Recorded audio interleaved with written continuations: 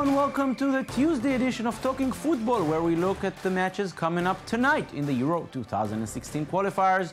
With me here in the studio are again football analyst Amit Leventhal and Michael Friedman. And on our show today we will look at Russia getting used to life after Fabio Capello, and we'll congratulate Wayne Rooney for equaling Sir Bobby Charlton's record as England's top scorer.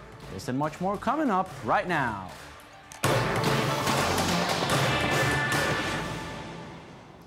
We begin with the matches coming up in Group G, where Sweden hosts Austria. A draw will be enough for the visitors to seal their qualification. The Swedes need the points to keep in the race for the second spot. Montenegro needs a win in Moldova if they want to stay in the race. And it should be an easy match for Russia in Liechtenstein. New coach Leonid Slutsky, who came in for Fabio Capello and got a win on his first match last weekend against the Swedes, spoke of his excitement on his national debut. I did not even understand when the referee walked by with the tablet because I felt we were close to the middle of the first half yet.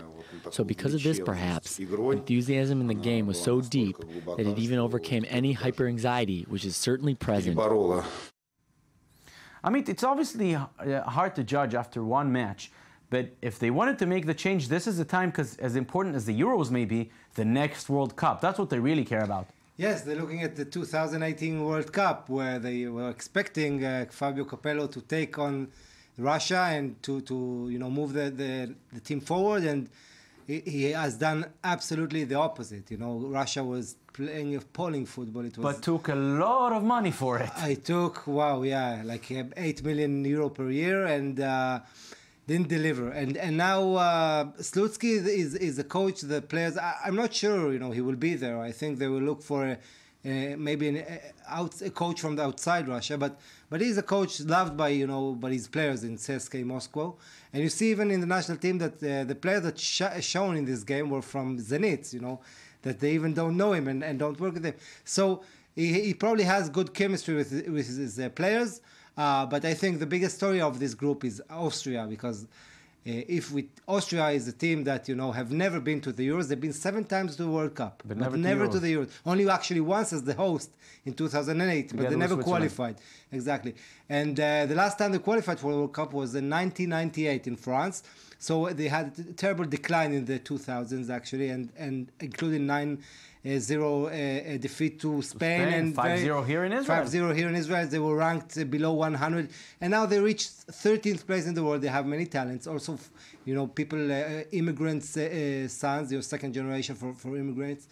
Many things that they did right in their football, and bringing up many talents in the way. And it's nice to see another team, like we speak of teams like Iceland and Northern Ireland. So they are another team that is now on the rise, and they will be in the Euro because they still have Liechtenstein. So for the game against... They will take the point they need. Exactly. Michael, let's go back to Russia. Slutsky getting a win in his first match. How's the press reacting to that? RT, the Russian press, said Russia revives Euro 2016 prospects with win over Sweden. So obviously the Russian media are very happy with the first result that he's showing. And despite, being early favorites in the group, they suffered a few losses. And with Fabio Capello being, sacked in July, this brought in a new manager, new opportunity, and this was the perfect start for him. And he celebrated the win. And he said the match was tense and immersive. It seemed like the first half passed in just a second. I'm really happy that we were able to hold on to the difficult victory. So it's something really unique and special and very good for him. And they're going to look for more wins from the future with this. Yes, interesting to see. It will be interesting to see how he progresses. As we said, Slutsky will probably make it 2 out of 2 tonight in Liechtenstein. That means a lot of pressure on Sweden in the battle for second place and automatic qualification from this group. Their task is much harder as they host group leaders Austria. We spoke about them. Manager Eric Herman knows that these two teams are pretty much even. We have played 3 games versus them, two in the World Cup qualification, 1 victory and 1 lost. And now the last game in Vienna, it was a draw. So we can say we are very tight. So it's going to be a tough game on Tuesday. Amit, we spoke of Portugal yesterday, and Sweden reminds me a bit of them. One big superstar taking a lot of attention. Is it healthy for the team? Well, it's not healthy, but what was interesting to see in the loss against Russia was Zlatan Ibrahimovic was injured before halftime. You know, he suffered from a pain in his leg, was substituted. After he was substituted, Sweden played much better, which was very refreshing to see because they are so dependent on their star. And suddenly they took him off and they played much better. Zlatan, it's not sure whether he can play tonight. And I think, Sweden needs to really up their game. Because after Hamren, I think, is under pressure after seeing Lagerbäck with Iceland. Swedish coaches doing Swedish well coach, abroad. yes, and also Swedish coach in Estonia doing very well. So suddenly, you need a Swedish coach to do well with their national team. It's close. I think also Montenegro is still not out of it. So they must deliver, and it's going to be tight, this group. Austria is already qualified. Yeah, difficult game, as we said, hosting Austria. Now to the matches expected tonight in Group E, where Switzerland can join England and book their ticket in France. That is if they beat the English at Wembley. Slovenia hosts Estonia for a match that could very well decide the fate of the third place in the group, which leads to the playoffs. Lithuania can join this race after their expected win tonight at home over San Marino. England may not have much to play for. Their place in the Euro is already booked, but this could be a very big day for their captain. Wayne Rooney equaled Sir Bobby Charlton's record of 49 goals for England in their match in San Marino last Saturday. One more goal will make him England's top scorer. Will he do it tonight? And how far can he go? Michael Friedman tries to answer. English striker Wayne Rooney has now equaled Sir Bobby Charlton's scoring record for the national team after helping England beat San Marino in the Euro 2016 qualifiers. The 29-year-old's goal put him level with England's legendary Charlton, and with plenty more football left in Rooney, it is only time until he breaks the record. Both players capped off their 49th goal after winning 106 caps, creating another link between the two. The Manchester United forward described equaling Sir Bobby Charlton's scoring record as a huge honor, showing great admiration for him. It's a proud moment to equal Sir Bobby Charlton's record. My aim is to push on and try and help the team win on Tuesday against Switzerland and break the record. England's 6-0 victory sealed their spot in next summer's European Championship. The Three Lions have yet to win the prestigious European trophy and are hoping their current form will continue next summer in France. While many were surprised to see Wayne Rooney substituted by Roy Hodgson, he planned to keep the striker fresh for his next match, and the manager knows his number 10 will surely break the record. It would be nice, and if it's not on Tuesday, it might be October, and if it's not October, it might be in November, and if it's not in November, it might be 2016, but he'll get it. And so it's not as if this was his last and only chance. I think perhaps if this was his last game for England and he needed one more goal to break the record, I promise you I wouldn't have taken him off. With England's next fixture against Switzerland tonight, it could be the perfect opportunity to become the all-time goal scorer for England if he finds the net. So Amit, will he do it tonight?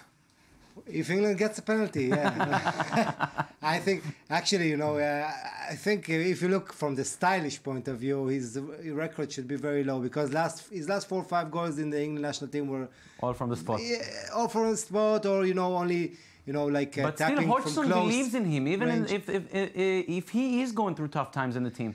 Yes, and the big question is, you see talents coming on like Harry Kane, like Danny Welbeck is injured, Sturridge is injured, but Sterling, you see these Berahino style and other players coming up, and Rooney is still there, but he's not at his peak anymore. He hasn't scored for ages in the Premier League.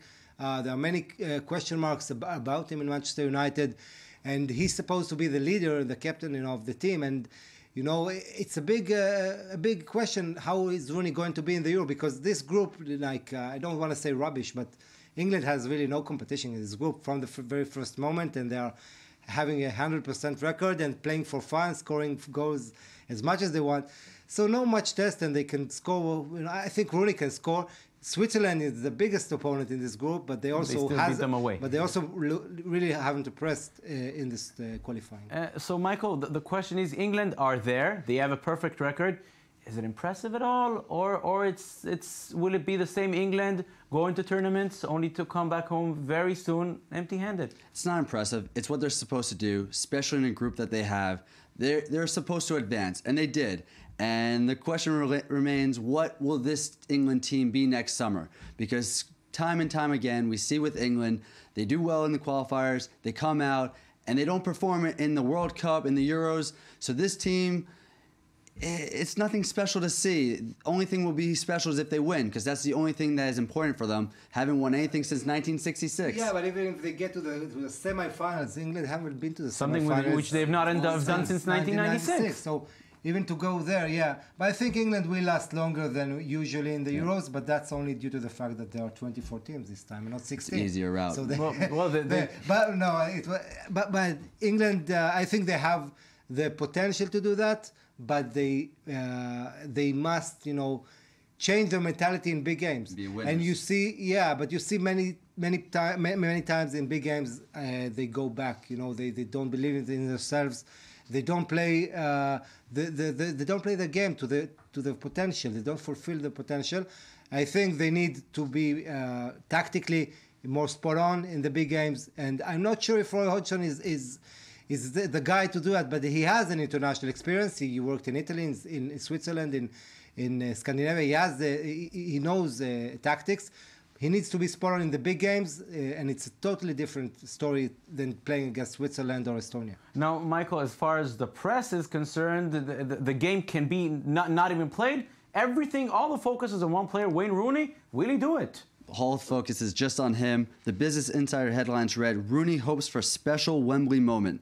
So when he was subbed off in the last match, it kind of made everyone see that it would be like a Cinderella special story for him to come home in Wembley. Don't score your winning goal. Because he could have done it in San Marino. They scored plenty of goals. It would be easy for him to do it. But they said, all right, we'll bring it back to Wembley, to the home fans, and this could be a very special thing. And Rooney hopes, he believes that he can score this goal, but beyond that, he wants to go to Russia and lead his team to victory. Yeah, I think that's the important part. Essentially, the final group to play tonight is Group C, where we know who will be the teams to finish in the top 3 places. Now it's only a question of the ranking. The big match here is the one where Slovakia hosts Ukraine. A win for the home team will basically put the Ukrainians out of the race for the automatic qualification from the first 2 places. But if the visitors win, we can expect some very tense final matches. In the other matches tonight, Belarus hosts Luxembourg and Spain play in Macedonia. The European champions lost in Slovakia in the early stages of the group, but now they're back at the top. After taking their revenge on Slovakia, after unbeating them at home on Saturday, manager Vicente Del Bosque is happy with his team's performance, but he also thinks there are still things to improve. We have moved the ball very quickly and very well. We have blocked most of their counterattacks, apart from 1 or 2. So I think it is something we can be happy about. It's true, we have developed more football than we have created goal-scoring opportunities. Amit, if we go back to that loss in Slovakia, it came in the very early stages of this group, only a few months after that very early exit in the World Cup. It made Spain look vulnerable. Ever since, they look like the Spain of 2008, 10, and 12, the team you don't want to face. Yeah, but again, you cannot tell. In the qualifiers, we know the big teams, they always, they will qualify. Unless you're Netherlands. Even Netherlands still can qualify. Don't rule them out yet. Though they've been 10 points from 8 games, they still can qualify. So you expect them to qualify. We need to see, because it was not only the Spain's game; it was the Spanish philosophy of game, like moving the ball, having this high percentage possession, and losing Xavi and Puyol and many players in the golden generation. So we need to see them in 2016 to know really how good they are. It was undoubtedly their best game in this campaign against Slovakia. And this group, probably all the 3 teams will go to the Euro, because you have to remember the best third place goes. Yes, and now it's the Ukraine. So Ukraine, if they don't lose tonight, Slovakia, it's probable that these 3 teams will qualify. I would like to see Spain score more.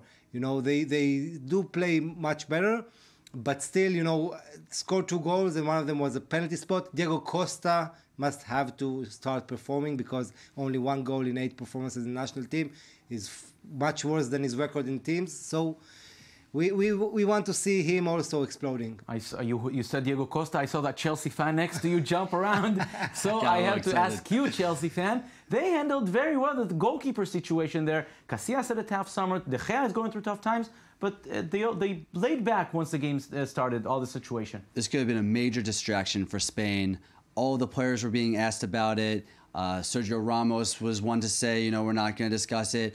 But essentially, the players did what they had to do, played football, got their win, and are focused on each single match.